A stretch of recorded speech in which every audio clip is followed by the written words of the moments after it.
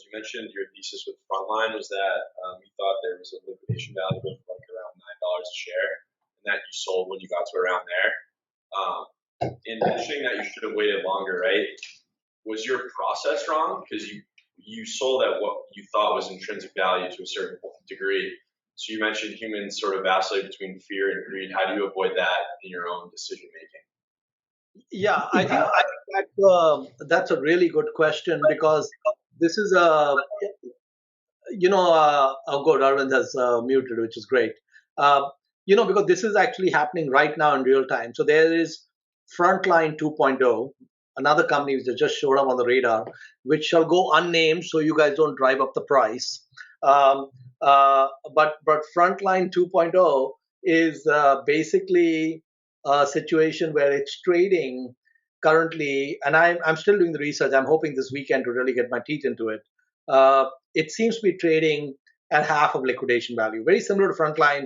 All the debt is at the individual ship level, and such. So it's trading at less than half.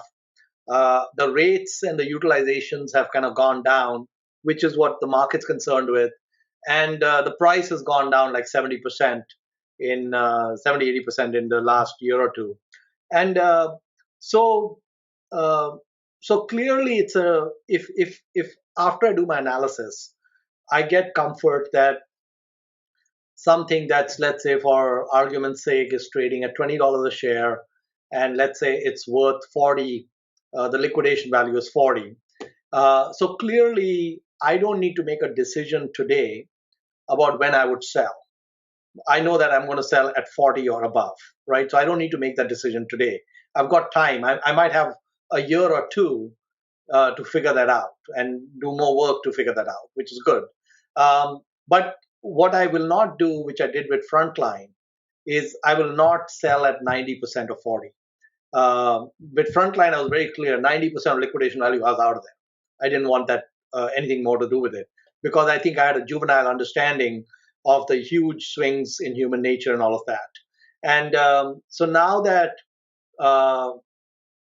the benevolent gods of investing are giving me another crack at the apple, I'll try not to disappoint them this time. And so I'll figure out a few things. I could do something like cut my position in half, take half the money off the table, for example. I could do that, which is I would have gotten all my principal out, if you will. If I invested, 20 million and it's gone to 40 million, I could pull 20 million out and then say, okay, now let's let humanity do whatever it wants, and when we can't lose money because that's one way I could skin it. Or another way I could skin it is to let it go a little further, which is look at what's going on with the business at the time and try to understand some more about the dynamics and see whether it's a high probability that this can, that this can go to 1.5 times liquidation value or something or not. So we don't need to make that decision today.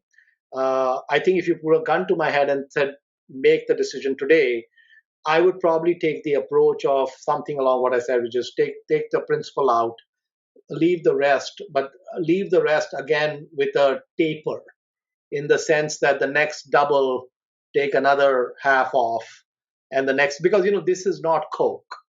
We know this is not Coke. We know this is not Moody's. We know it's going to crash and burn one day. We know that. And it may take 5 years before it crashes and burns. But we don't want to be there for 4.5 years thinking it'll go for 5 years. So if we get our double, we might do it that way.